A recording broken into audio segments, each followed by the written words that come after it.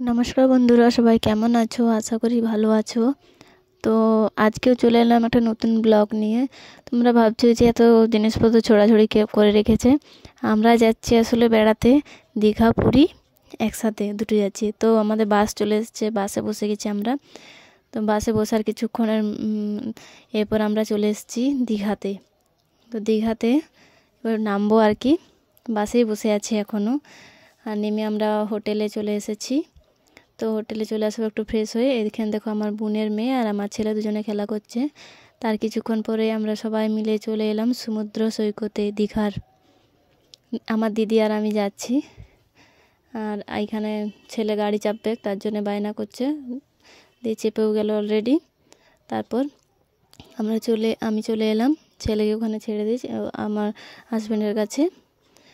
আর তারপর আমরা এইদিকে চলে এলাম একটু ভিডিও করার জন্য, রিল বানানোর জন্য। আর আমি রেডি, চশমা টশমা পরে রেডি হয়ে গেছি ভিডিও করার জন্য। খুব সুন্দর লাগছিল সকালে পরিবেশটা সমুদ্রের ধারে, আর ঠান্ডাটাও বেশ ভালোই আছে।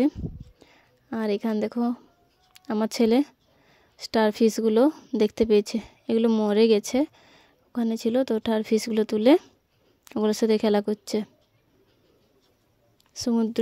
সমুদ্র পানি, স্টার ফিশগুলো, এগুলো কিন্তু খুব বিষাক্ত হয় হাতে নিলে। মরে গেছে তো। এই সূর্যটা দেখো কি সুন্দর লাগছে, জলের উপর দিয়ে যাচ্ছে না, দারুণ লাগছে দেখতে।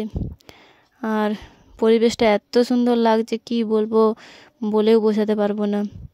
মন ভরে যাচ্ছে দেখে আর কি।